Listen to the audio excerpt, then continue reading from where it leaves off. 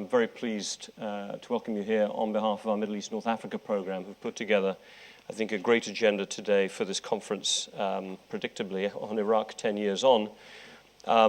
Just quickly, if you make sure your mobile phones are off, that would be wonderful, so we're not interrupted during the course of what will be a very busy day. Let me, right at the beginning, just do two sort of procedural notes. One, to thank the Foreign Office and thank Shell for helping us put this conference together. It's fantastic to have their support for this, I think, very important event. And given the caliber, not just of the panelists, but of you in the audience and everyone who's come here to be participants in this discussion, we're very pleased you be here. But I do want to remind you that this event is on the record. So the whole thing is on the record. So just to make that point, sometimes people feel that walking into the building of Chatham House automatically goes under the Chatham House rule, but this meeting is not. I would also like to just note that this conference that's taking place today is also part of an ongoing project on Iraq's foreign policy, its place in the region. We will have an opportunity later in the program this afternoon to get on to that dimension of Iraq 10 years on. Those you can probably see from the program, we're going to be focused this morning more internally on achievements and challenges, on Iraq's political systems, and some of the dynamics of change that's taking place within Iraq proper. Inevitably to say, this is just a fascinating time, if you're sitting on the outside certainly, to be looking at Iraq at a time of great turmoil in the region, located as it is between Syria in turmoil and Iran, that you might consider besieged. I don't know if it considers itself besieged, but maybe some would from the outside. An Iraq that's living itself some of the broader sectarian tensions that are so prevalent across the region and that manifest themselves in various ways all the way from the Gulf region through the Middle East as a whole.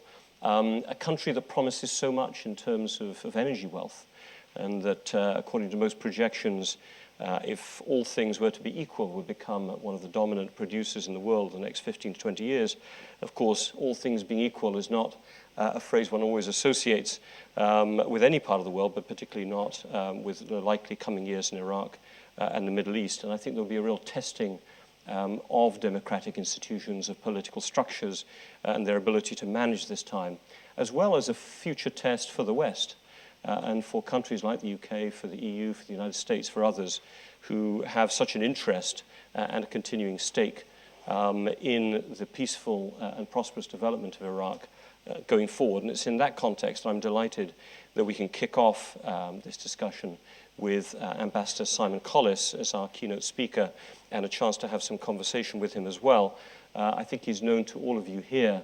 When they say that the FCO has great Arabists, I think Simon Collis fits certainly within that category, having served since 1978 in the FCO, but really specializing in the Middle East, having served in Tunisia, in Bahrain, in Jordan, Consul General in Dubai and in Basra, Ambassador in Doha, and then in Damascus through to February of last year, before becoming Ambassador in Baghdad in June of last year. So I think somebody who's just perfectly placed at the moment to kick us off, share his impressions of where Iraq is at the moment, its achievements and its challenges, and then we should have a little bit of time for some Q&A and conversations before we try and stick with the program and get on at 9:30 with our first panel, which will be chaired by Sir Jeremy Greenstock. But Simon, delighted you could be with us. Look forward to your remarks and maybe to get a few questions in as well. Over to you. Thank you,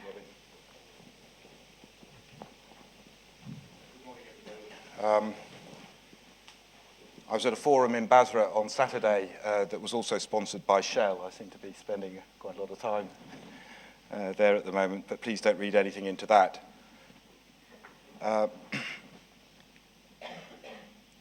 Iraq, Baghdad, Basra, these are words that evoke often strong memories amongst people in Britain and more widely.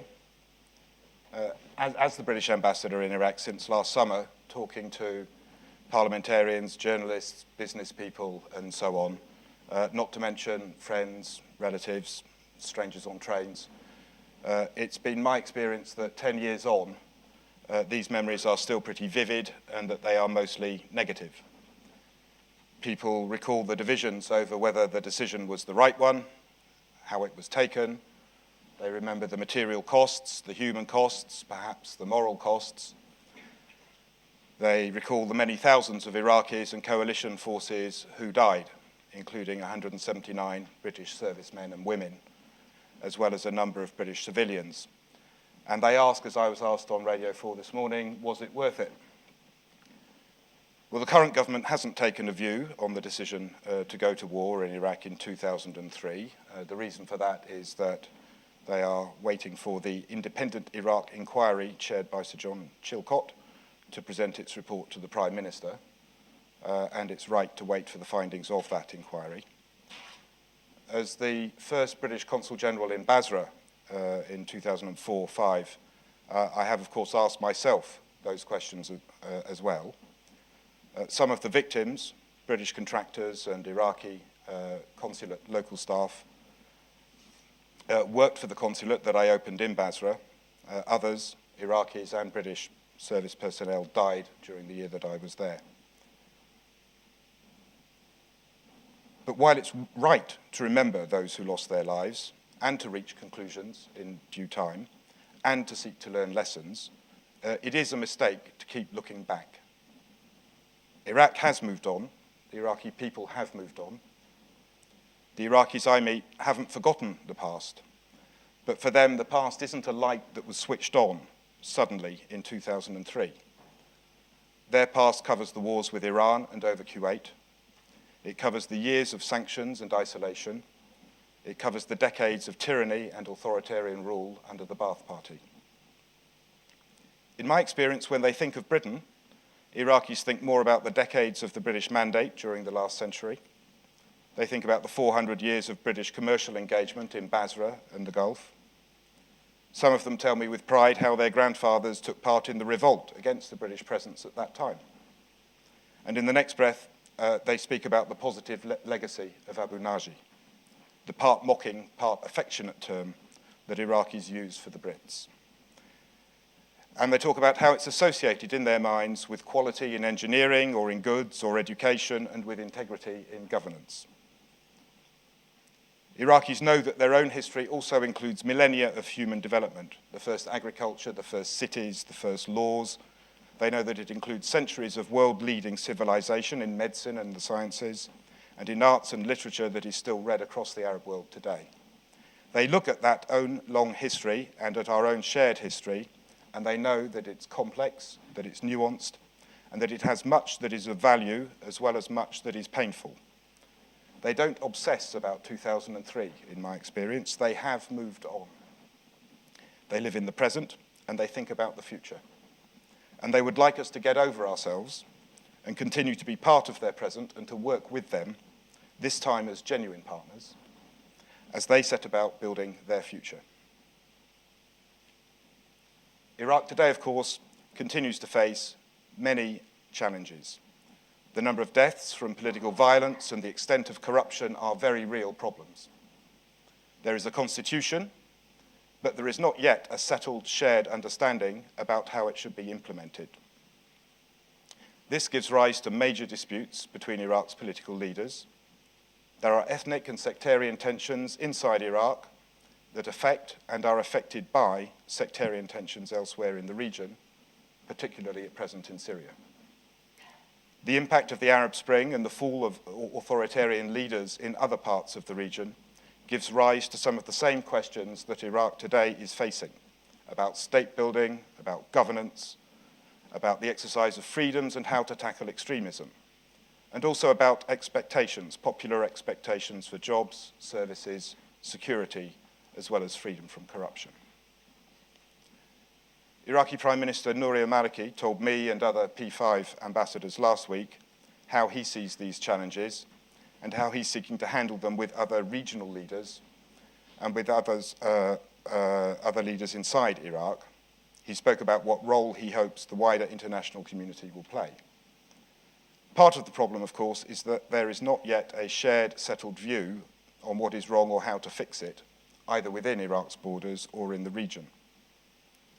But while these significant challenges remain, terrorism, unresolved fundamental political issues, that are holding back development, and poor services and living standards for too many ordinary people, while all of this remains the case, it's not the whole story. Violence is significantly lower than it was a few years ago. 3 democratic elections have been held since 2005. Life across much of Iraq, especially in the south and in Kurdistan region, is peaceful for most people most of the time. Oil production has increased sharply to around 3 million barrels a day. This is generating over $10 billion of revenues every month that can support the reconstruction of Iraq's infrastructure, which has been ravaged over 40 years, and which can launch human development in healthcare and, above all, in education. This offers huge opportunities for the future. Iraq's economy is forecast to grow by 10% or more every year over the coming years, as Robin said, other things being equal,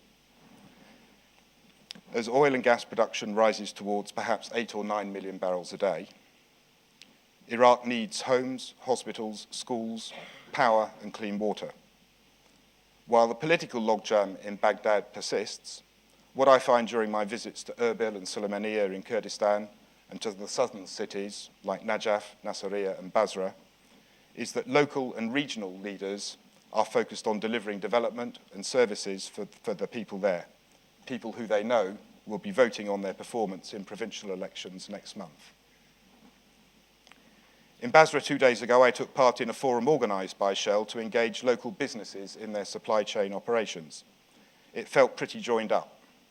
The oil minister was there from Baghdad. The governor of Basra and the president of the provincial council were there. Iraqi business people there wanted to find out how they can gain a bigger share than the 10% of the supply chain value that they already access. They understand absolutely that this means working with external partners from the UK and elsewhere to achieve international standards of quality on the goods and services that they supply, and that this has to include a focus on standards in health and safety, in tendering, and in other processes. They understand absolutely that if they achieve this, they will have better capacity and be better placed to win business in other sectors as their city develops. They know that Basra was once a major trading hub, and that growth now means that their children may have a bright future as inhabitants of Iraq's economic capital. Back in the political capital, in Baghdad, as well as in the provinces, I've noticed increased debate in recent months about decentralization of budgets to the regions and provinces, while the centre focuses more on the sovereign issues of defence, security, and control of natural resources. If, and it remains a big if this process is managed in a politically inclusive way, this may accelerate decision-making, ease the political and bureaucratic logjam, and enable a faster and more effective rebuilding of the countries. I find that Iraqis very much want the UK to be a partner in this future. At present, our trade is about £1 billion a year. There are some signature successes.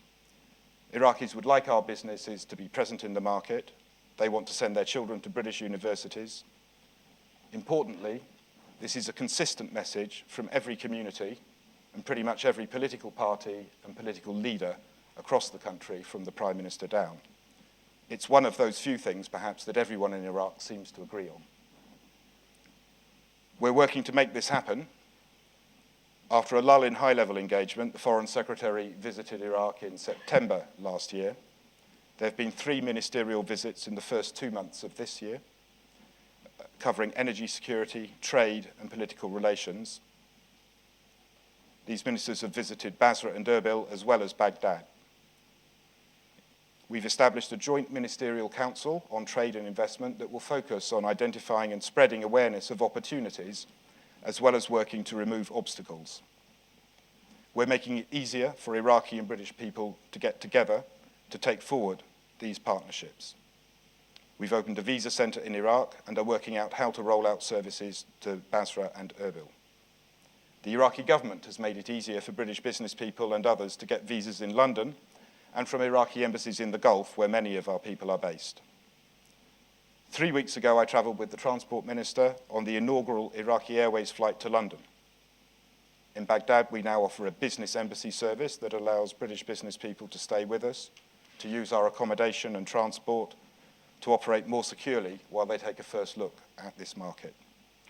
The Iraqi Education Minister has just been in the UK to look at taking the already strong links with some of our universities to the next level.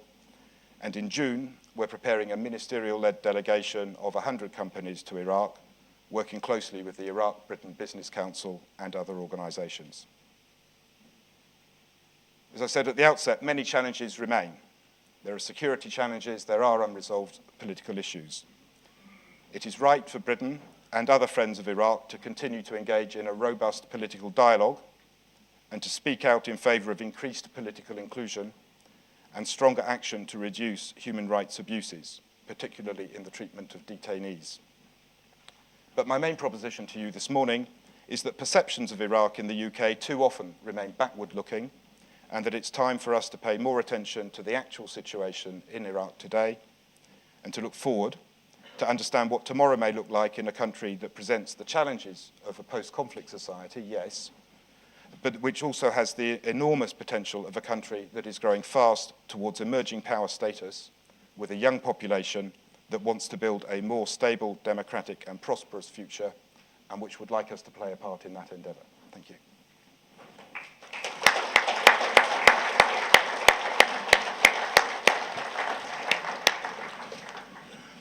Simon, thank you very much for those opening remarks, and thank you for being disciplined with your time, which means we've got about 10 minutes now, if we want to stay on schedule, just to maybe take a few questions.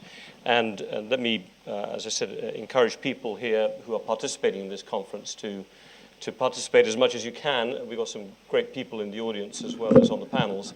So have a think of some points you want to make. Let me, while you're thinking of a question, just throw one, if I may, to you, which was the comment about decentralization, that you felt there is some political decentralization taking place. Right now, you noted that the centre obviously is focused on defence, security, and control of natural resources. And yet within the context of Iraq and its economic future, centralization of control of natural resources is one of the big conundra. So I'm just wondering if you could share with us your thoughts right now on where that process of balancing the centre with the regions on the control of natural resources, on oil and gas resources, is going, and whether this remains one of the most difficult areas for the government, and what your senses of prospects for the future are in that space. Well, look out for hands. Well, thank you, Robin. Yes, I mean, it's a live debate, and it's a critical one. As far as oil and gas is concerned, that's mainly about Kurdistan, of course, but also in the south. You know, in Basra, they get their $1 a barrel directly into the budget, but they are constantly frustrated by slow decision-making. There's a logjam, a political logjam in Baghdad. Perhaps it's a feature of countries with the sort of ethnic and sectarian makeup that Iraq has. If you look at Lebanon, for example, there's always a risk that in politics nothing gets decided until everything gets decided, and you never reach the point where everything gets decided. I think that's a major issue now that people need to work out, and it leads to an increase in rhetoric from political leaders. But what you find outside the capital is that governors, business leaders, council members, people who are closer, particularly in the areas that are more stable, really do want to get on, and they are intensely frustrated by the bureaucracy and focus on control over development, focus on control over execution and implementation that Baghdad presents. And what I've been hearing in Baghdad, particularly over the last few months, is the possibility that by narrowing the areas where central government seeks to keep control, it will free up decision-making in those areas. There isn't a consensus about how to do that, but I think it's important that they have that conversation. Right, I've already got 4 or 5 hands up already, so I'm probably going to, given how much time we've got here, close it out with those 5. Let me take 2 first, and then maybe 3 afterwards. So if you could, there's a microphone should be coming, lady there, just put your hand up. Introduce yourself quickly as well, please. Sure. Mina Al-Arabi, الشرق الأوسط newspaper and Chatham House member. Ambassador, I wanted to ask you about the current political mess that is in Iraq.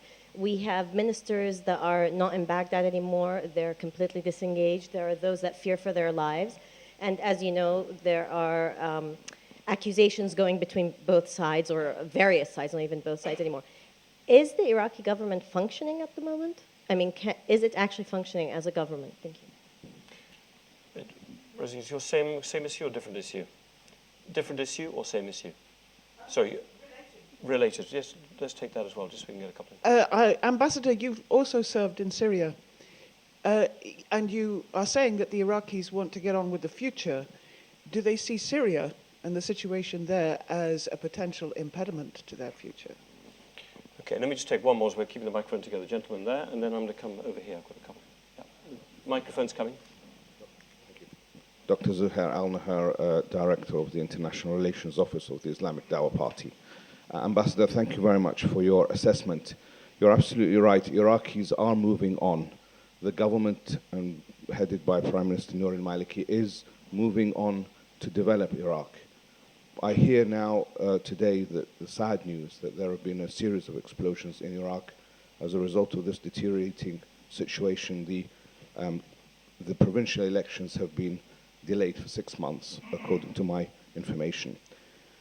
Given that Iraqis are trying and they are moving on, we have this huge attack on us, on Iraq, by supporters that are clearly supporters of regional powers who are unfriendly to the development and democracy in Iraq. How does Iraq move forward? It needs international backing. It needs the backing of the West and the friendly regional states to move on. Can you elaborate on how Iraq can get the support? Thank you. Thank you. I'll try and keep this brief and take them all together, actually. Is the government working? Well, the main development of the last few months has been a shift, I think, a sharpening of the confrontation, so that whereas there had been a period of political shouting and nothing being decided, the two more dangerous things that have happened have been in relation to the Kurds, the Digital Operations Command controversy, which had an impact directly on the ground, could have sparked trouble, and has intensified the standoff with the Kurds, and the personal relationships between President Barzani and Prime Minister al-Maliki are not good. Shortly afterwards, not in parallel, shortly afterwards, there was increase in the confrontation with the Sunnis in particular, following the move against Rafi Isawi's head of security. These are both actions that were initiatives taken by the Prime Minister. He had control of the timing of that. He wasn't responding to events forced on him. And so I think he does take some responsibility for some of the consequences. And the net result has been a decrease in national unity at a time when Iraqis perceive that they are facing increased external threat. In answer to your question, Rosemary, I think when Iraqis look at Syria, and I spent 4 years there before coming to Baghdad, they all feel that they're looking in the mirror. They interpret it, perhaps over-interpret it, in sectarian terms, because there are quite significant differences between the two countries, which I won't go into now. But certainly there is at the very least, we've seen in the past foreign fighters coming into Iraq from Syria. That border is live again, and there are security issues on that border right now, which are affecting both countries. I think in answer to your question, sir,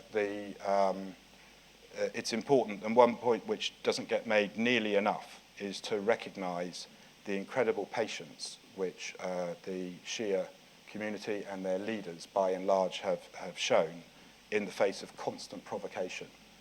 When we talk about a decrease in violence, there has been a decrease in violence. But the aim of al-Qaeda in Iraq and of the Baathists, the old Baathists, is to provoke a Shia backlash in order to destroy the rebuilding of the country around the present constitution.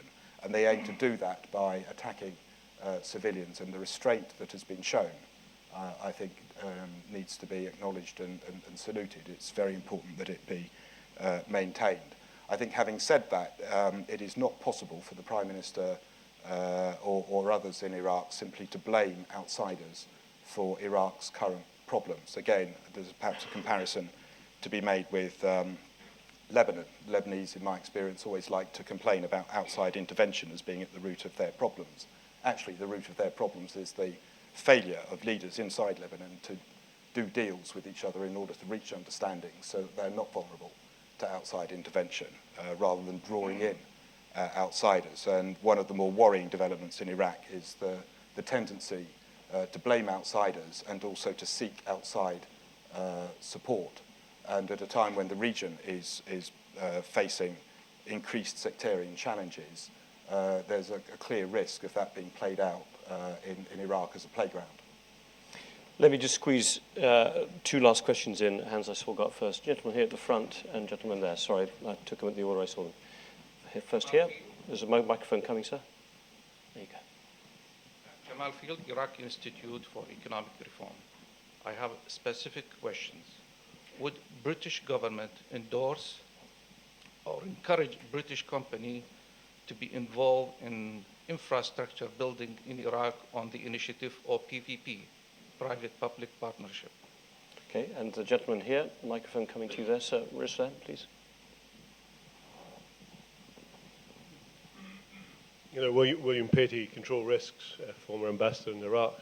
When I left Iraq in 2006, Simon, they had begun the discussions on the hydrocarbon law. I know, so I'm following up on the question. Could you give your assessment of what the prospects of an agreement on a hydrocarbon law any time this decade? Yeah. Well, thank you. The answer to your question is yes. The British government is prepared to support this. There are some project proposals that are already under consideration. UK Export Finance are looking at their cover with a view to increasing it. I think it's important not to underestimate the legal challenges and how you measure and price risk in this situation. But in principle, the British government supports that approach. As far as the hydrocarbon law goes, William, yeah, it's not. There is no immediate prospect of progress on that, and on the contrary, people are seeking to establish facts on the ground in order to preempt that discussion. So that's something that I don't expect to see anytime soon. I think other things will have to happen first. Look, Simon, I know you're very kindly going to remain here, going to be here for a good part of the conference, so people have the opportunity to speak to him on the margins in the coffee breaks. But thank you very much for sharing your thoughts, kicking off this conference. Some good questions. I think the themes we've heard already will be coming back. I'd like to invite Jeremy Greenstock and his panelists to come up next, but first a hand. Thank you very much, Simon, for kicking us off.